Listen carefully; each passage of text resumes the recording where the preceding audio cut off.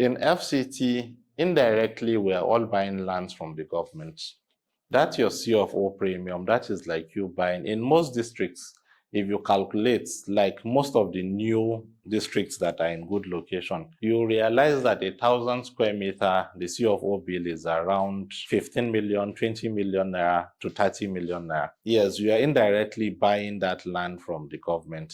If you applied for fresh application in Aegis and you got a title and you were able to manipulate the system to get that title out without paying your ground rent and your C of O bill, let's say you got a title and the liability on that title is, let's say 30 million naira, your ground rent and your C of O bill is 30 million naira. You're able to pay just 1 or 2 million naira and you were able to get it out. And you now meet my oga here, Mr. Jeff, and he did not conduct search and bought it from you at 60 million naira. Jeff did not bought that property for 60 million naira. He's buying it for 90 million naira. Because there is a 30 million naira you were supposed to pay, that because he did not verify that, because you have not paid the government the amount you bought it from them. So invariably, Jeff is buying that property for 90 million naira instead of the 60 he thought he's buying it for. And if Jeff is not quick to pay that money to the government does not care that this person has sold it to you, because this person was supposed to meet up with that offer and he has not met up with the offer. The government can revoke that land. And Jeff 60 million will go down the drain because this person only paid 100,000 or 150,000 for the fresh application. So you're trying to establish the existing liabilities on that particular property before you proceed with the transaction. If there are such liabilities that you will discover through your search now, what you need to do is to have a table discussion. Ogaha, from this report, you say you never pay 120 million naira ground rent. Please, how are we going to do it? So out of the 1.5 billion naira we're supposed to buy this property, we'll be removing the 120 million naira to pay the ground rent. Otherwise, once everything has been done, that guy will not listen to you. So imagine taking a client to buy a property of 1.5 billion naira and that property is revoked. That property is revoked. I don't know how your conscience will allow you to sleep well. So you need to clearly table out, okay, there's this liability on this property. So we need to, this is you advising your client now. So we need to know how to go about this before we proceed with this transaction so that it will not affect your client in the future. Okay, so we've been able to establish a good number of things through our search. We've been able to ascertain the authenticity of the title. We've been able to establish if there are court cases, if there are mortgages on that particular property or loans, and what liabilities are on that property. So our next phase, our next phase, you see, in a property purchase, there are some tiny things we overlook, that those things are very, very, very important. The next phase is an offer. Either they write an offer to you and you accept, or you propose to buy and they accept. Let there be an offer and acceptance. Are we together? There should be an offer and acceptance that, okay, both of us have agreed to do this. So that tomorrow he will not be saying he did not say he's going to sell to you. When things get south, there should be an offer and acceptance. Because we're discussing all this because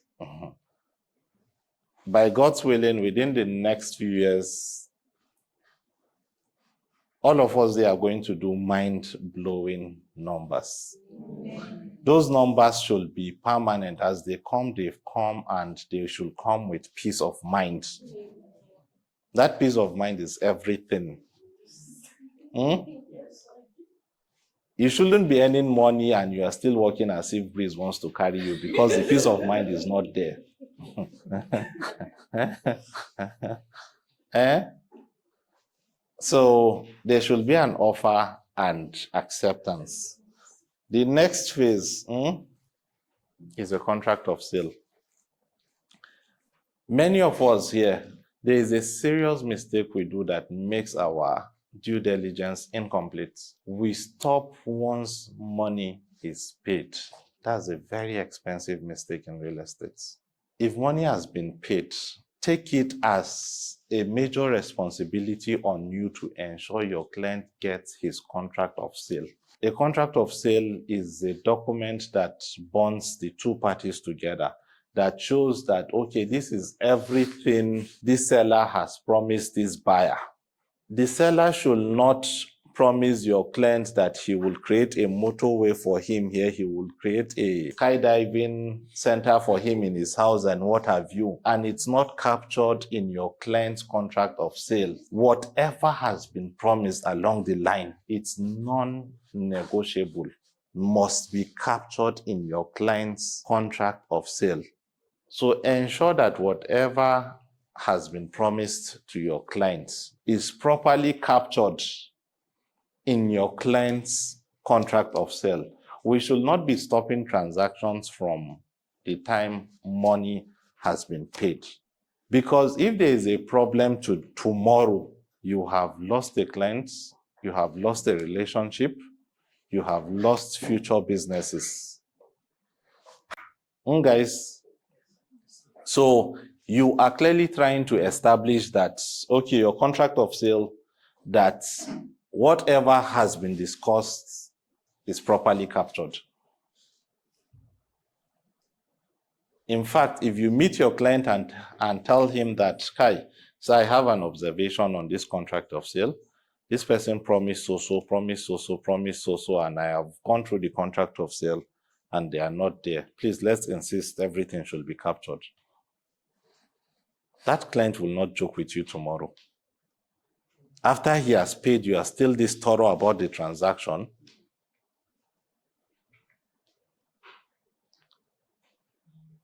So insist your clients get his what? Contract of sale.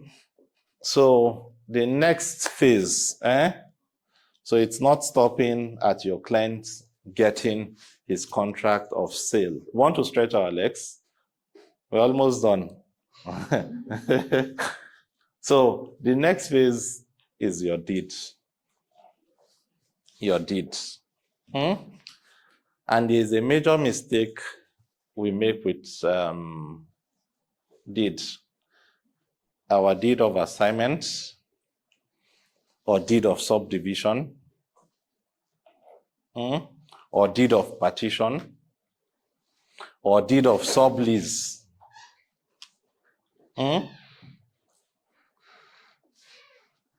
These are different forms of deeds for different types of transactions.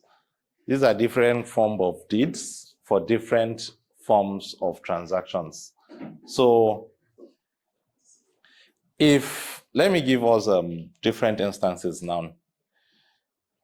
If let's say this is an estate, this is an estate that has 50 houses on it, and your client bought one of those houses. Okay, let's start with this. This is an estate that has 50 plots on it. Your client bought one of those plots. Please, what form of title should your client be given? One of those plots out of 50 plots of land in that particular estate. Can anybody help? Ideally, in FCT, you issue deed of assignment on purchases of houses. For a bare land, an estate land is a deed of subdivision that your client will get. A deed of subdivision. That is what your client is expected to get. In places like Nasara, it's called a deed of partition. They are both the same thing, a deed of subdivision or a deed of partition. So I know all of us here, once the client pays, always the deed of assignment, deed of assignment, deed of assignment. For bare land, it's a deed of subdivision or deed of partition. For a built house, what your client needs to register his title is a deed of assignment. For a built house within an estate, built house within an estate, it's a deed of assignments.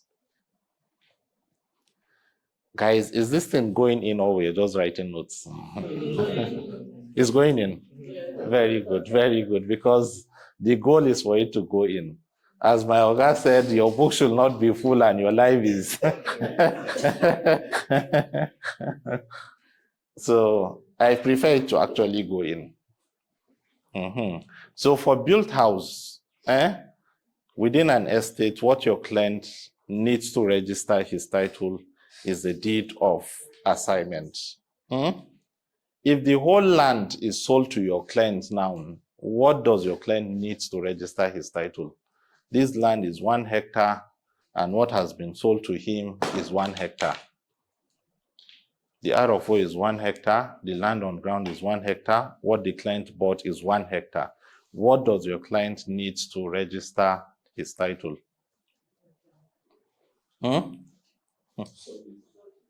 Sublease?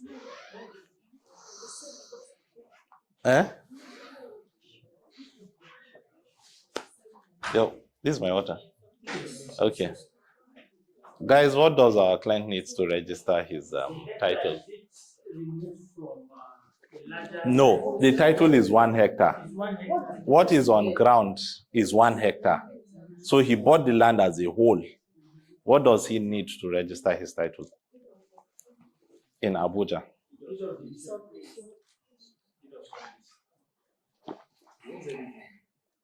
He owns everything.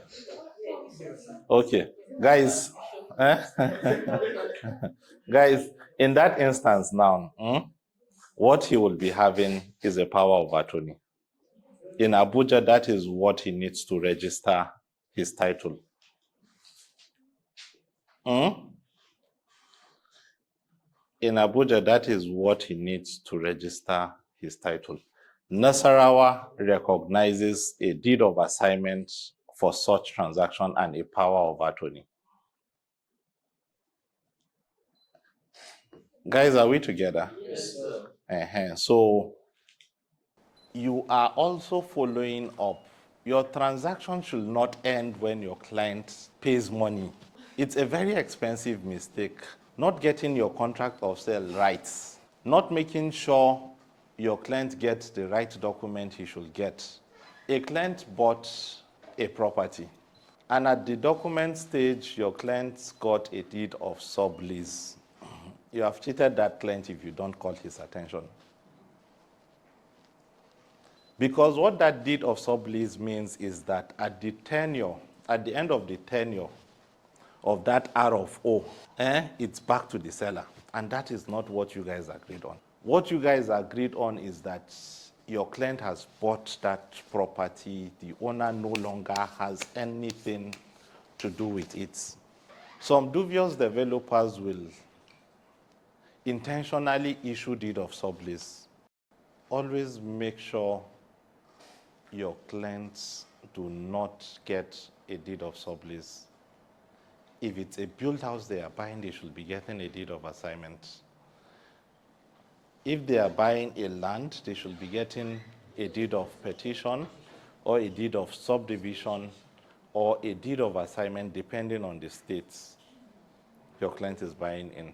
In FCT, it's a deed of subdivision your client should be getting, not a deed of sublease. Once you see that deed of sublease in a transaction that was a purchase, please immediately kick against it that no, this is not what we agreed on. Guys, are we together? Yes, sir. If you're doing all these things, if you're thorough, if you're thorough with your clients like this, that even after they have paid, you're putting a lot of attention on their contract of sale, on the form of deed they are getting, those clients, there is no way they will joke with you. There is no way if they want to buy property tomorrow, they will not call you. Please, oh, come, I don't want to make mistake. Hmm? So now you have gotten your right deed, your right form of title from the buyer. The last phase is not to go and keep those documents inside your box. Hmm? The next phase, which that is what most Nigerians do. Once they get those documents, they go and put it under their box and think they have invested.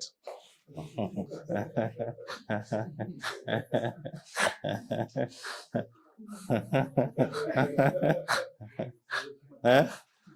So the next thing you're supposed to do is to go and register those titles with the right authorities. In FCT now, that is it, Abuja Geographical Information System, is to go and register those titles that, okay, this property is no longer owned by Mr. Tadekashu. I am now the current owner. Because despite you having all those things in your box, if I go and search, it will still tell me that it's Tadekash property. So the next phase is not keeping it under your box, is to go and register that this property is no longer Tadekash's property, is now Sadiq's property. Because in the absence of that, God forbid, if let's say the buyer dies and the children of the buyer presents those documents, they will say they forged them because the authorities did not recognize that transaction happened. But when you have perfected your title, if Tadekash goes there tomorrow, they'll tell him, Oga, please, we don't want to see you again. It's not your property. You're carrying out a due diligence for a client. If you are encouraging a client to invest in a property, you are not stopping until your client perfects his title. That is when you know that, okay, this is a done business. That is when you know that, okay, we have finished this business now. Let's go to the next one. But when your client just puts an unregistered deed under his briefcase and you're thinking you have finished your business, you are just halfway. Guys, so at this point, I will be taking questions. We'll be stopping here. We will be stopping here.